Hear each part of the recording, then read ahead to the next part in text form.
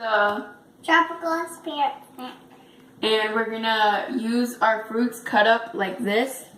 We used apple cut in the middle, and we cut off the inside seed part, and then we just cut it like kind of like in a little curve, and like we flattened it out a little bit. And we have our other fruits here. We have a little slice of banana and our strawberries, and we're gonna start off by putting our big main piece right here and the two little tiny strawberries,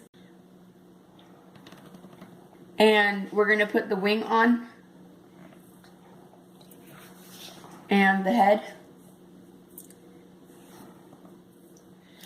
We're gonna keep making the wing a little bit bigger as we go, and we're gonna put the parrot face on too. And we're gonna put 4 blueberries surrounding the feather area. We're gonna put this little piece right here and a blueberry to finish that off. Blueberry in the eyeball. And we're gonna put the little head on there.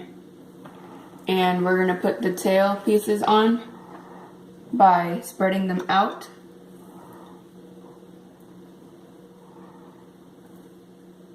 Ellie, you wanna keep doing that?